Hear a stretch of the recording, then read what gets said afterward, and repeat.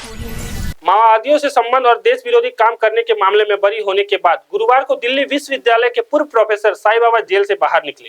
बाहर आते ही साई बाबा ने सरकार को निशाने पर लिया और आम जनता की आवाज दबाने का आरोप लगाया।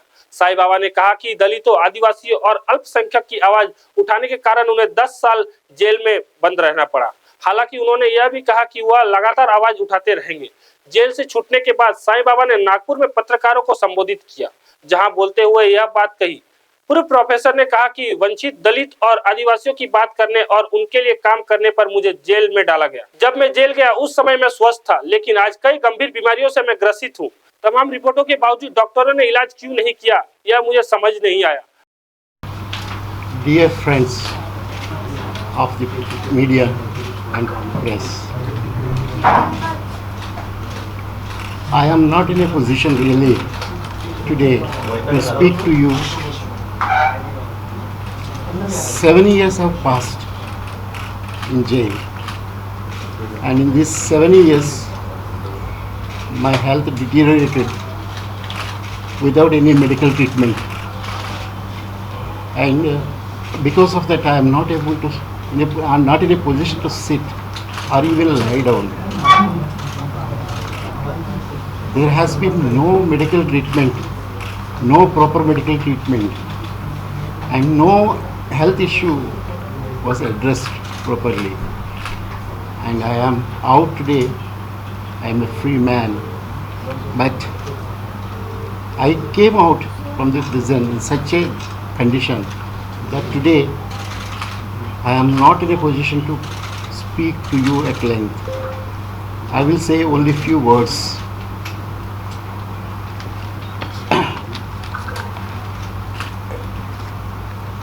I entered the prison as a healthy man in 2014 May. Except for my polio and wheelchair-bound condition, I had no other health problem at that. Today I am facing such a severe health condition, severe heart condition, muscle problems with brachial plexus, liver problem, pancreas problem, gallbladder problem, all are severe. And doctors said I had to go through multiple operations, surgeries, but nothing was done. My heart is working with only 55% capacity today. And this is recorded by the doctors, but done nothing. I don't know the reasons or why, when the doctors declare that such serious health conditions and several counts, but no active medical treatment. So that is the situation where I am in today. Today I would like to thank all of you as a press who supported to bring out the facts, truth and justice. And particularly I thank, with your help, I thank and convey my thanks to all my lawyers. It is a great struggle for the lawyers to bring justice. And they struggle for 10 years. I particularly thank Sri Subodh Dharmadhikari, who stood for me during the appeal, and unusually and abnormally, which never happened perhaps in the history of judiciary, that the same case is heard in appeal twice. And how hard it is for my lawyers, and particularly Sri Subodh Dharmadhikari, who was not well during the time of the hearing, still he attended the court in a serious health condition also, and and also he worked throughout this period of appeal pro bono, and he stood for the truth. That's why he did it for pro bono, and also when he was not even able to get up from the bed, he attended the court. He knew from the case where the truth lies, and as a human rights activist, he wanted to defend and bring out the truth to the society. That's why he stood even when he was not able to come out of his house. He stood and he fought, and along with that, a number of other lawyers who assisted him. And you know, obviously, the lawyers sitting around me who assisted Subodh Dharmadhikari and others. I thank lawyers from Delhi, Mumbai and Nagpur. I cannot even take all their names, so I would like to convey through you by each one name of the lawyers. All the team of lawyers, they fought for justice and for to bring out the truth and fact before the court. In this short, my defense lawyer, Surendra Gadling, who defended my case during the trial in Gadchiroli court most effectively and also with great detail. Today, I am so very sad that great human rights lawyer is behind bars. There is no other reason. The only reason is that he defended me effectively during the trial. That is the only reason why he was arrested and witch hunted. He just not only defended me, he had defended hundreds of thousands of cases. The poor Adivasis, the poor Dalits, poor people, even without taking a single paise fee, he fought for justice as a human rights lawyer, as a fellow human being with a great democratic mind. Such a lawyer is languishing behind the prison. And in fact, I would like to say, during the trial, he was threatened. And it happened in front of me also. The indications that he will be incarcerated, he will be witch hunted, was visible, clear during that time itself, during the trial period. Certain vested interests and police forces, they said that after Sai Baba we will see you, and that what exactly happened. So the justice in this case, in my case, is to have to fully achieve. A defense lawyer of great repute, eminent lawyer, great famous lawyer, who has a human approach to law, is languishing behind. This is not good for our country. This is not good for our people. As a human rights activist, I am really hurt deeply, and I feel that what is happening is not good for our country. Surendra Gadling, my lawyer, is the human face of law in this region, Vidarbha region. That human face is behind bars. I would also like to thank media, the press. He supported me and my family all throughout the 10 years. Today, in fact, is 7th March. 7th March was the day when I was convicted and the sentence was pushed on my head.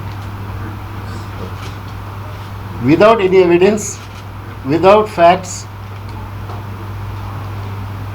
without anything that could stand before law.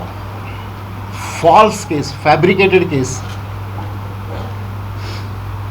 And today you can see not once, twice the higher judiciary confirmed that this case is without facts, without truth, without evidence, without any legal viable matter.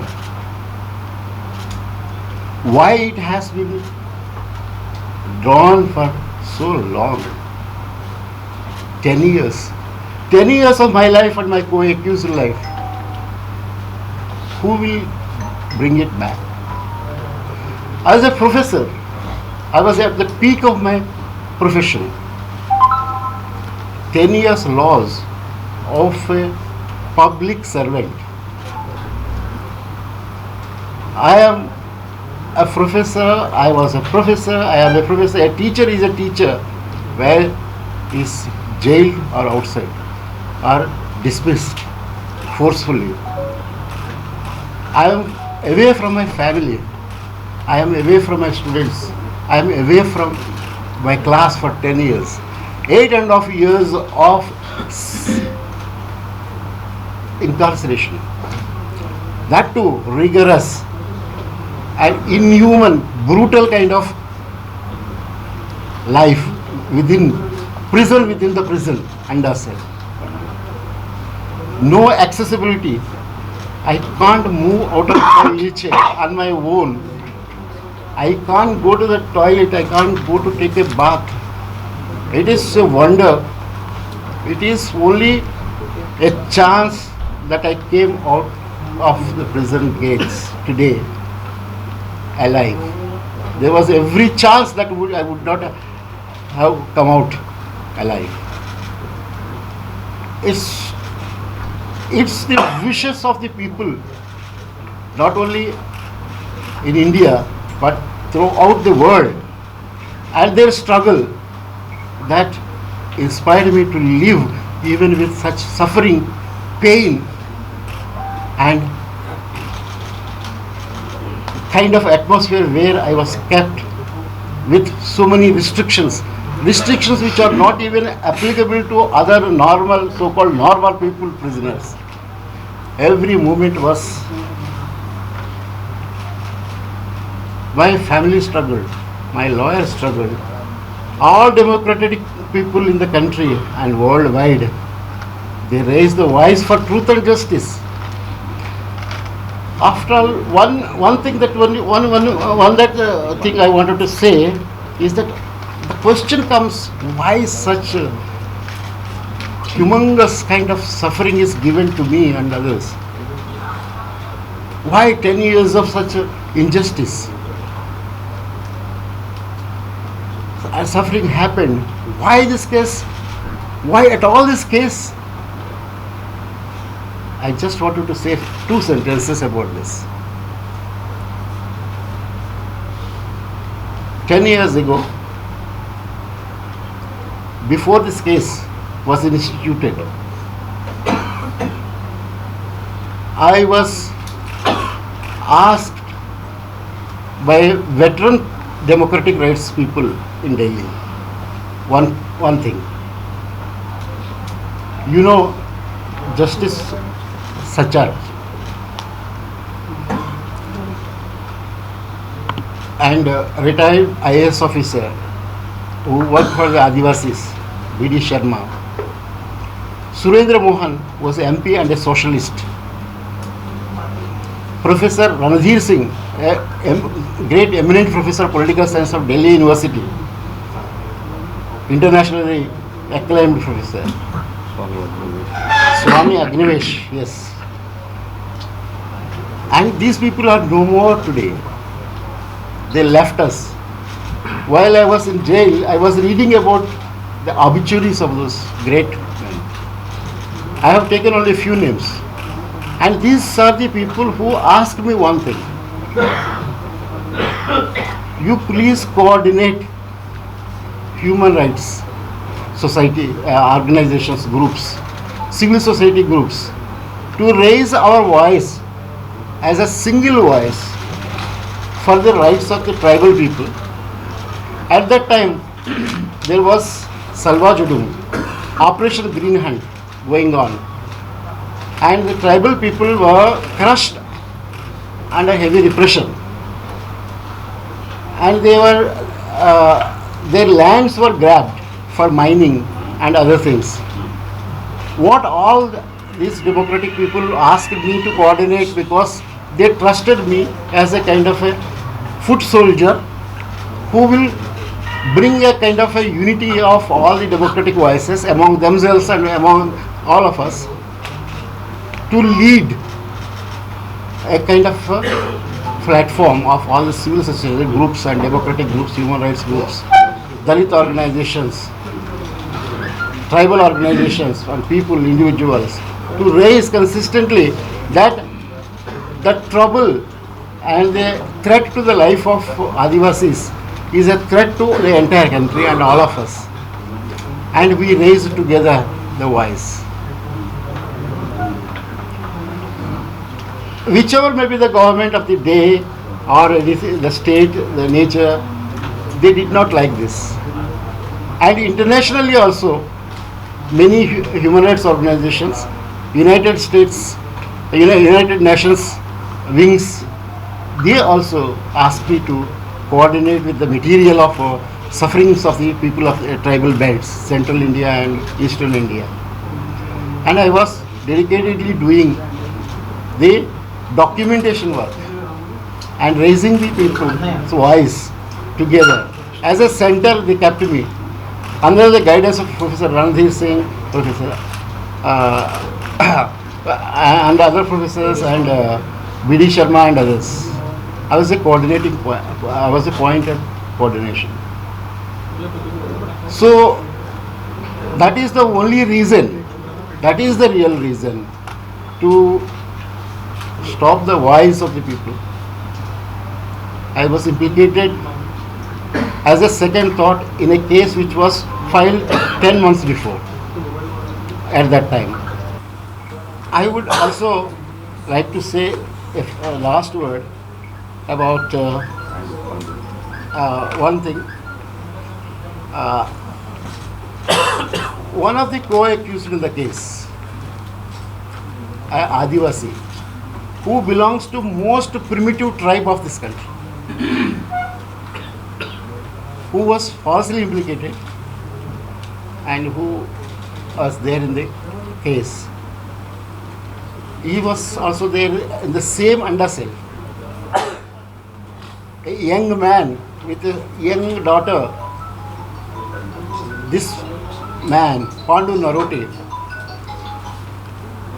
died during this course of injustice and incarceration. It is very, very sad thing for me and haunted me all these years since he died. Why he died? It's a simple disease. Who is a young man? Great injustice is done to this kind of a tribal person who is illiterate. He who came never out of his village and whom we don't know each other at all. That's when, how did he die? Of a simple fever. Is it possible in this modern time for a person to die because of a simple fever? What kind of a death is this? Please see the details of this death. I am very saddened today that he is not being released along with us. He is not there for the family. He is not there for his freedom. In his death, whichever institution is responsible is responsible. I can't think of a person who is an innocent person, who belongs to a most primitive tribe, who doesn't know about court, who doesn't know about case, what is law, nothing, was falsely implicated and he was killed in the prison. It is not a death by fever, it is a killing. Or else how can we, in what terms we can describe a person who is a Adivasi, who is a young person? Normally nobody can die like this without any reason or without anything. He died. And he died with handcuffs in the government hospital in front of my eyes. He was about to die. In the last moment he was taken. So I am not in a position to say more. You are in the both same understand. Maharashtra TV 24 के लिए camera person Kunal पानोरकर के साथ अभिषेक दुबे की report. Nagpur का सबसे भरोसेमंद hospital कार्य piles laser hospital. हमारे यहाँ आयुर्वेदिक व लेजर से उपचार होता है। Anal fissure, anal fistula, piles, kidney stone है, ओबेसिटी से परेशान है, वेट लॉस करना चाहते हैं, पीसीओडी एंड मेंस्ट्रुअल प्रॉब्लम्स, महिलाओं में अनकंट्रोल्ड यूरिन का प्रॉब्लम है और वजाइनल रिजर्वेशन करवाना चाहते हैं, अपने चेहरे पर असमयी झुर्रियां, त्वचा पर काले दाग आ रहे हैं, अर्थराइटिस प्रॉब्लम्स जैसे कि कमर या घुटनों का दर्द, बालों का झड़ना, असमय सफेद होना, सीने में जलन, पेट फूलना तथा एसिडिटी पर सफल आयुर्वेदिक उपचार, ये सब प्रॉब्लम्स आप झेल रहे हैं तो अभी आए नागपुर के सबसे अच्छा हॉस्पिटल कार्य आयुर्वेदिक पाइल्स लेजर हॉस्पिटल में, जहां आपको मिलेगा सब समस्या का निवारण। और एड्रेस कार्य ayurvedic piles laser hospital, Umred road, Dighori bus stop के पास, दिघोरी, नागपुर। और कॉन्टैक्ट नंबर 7558387079 और 9423105824।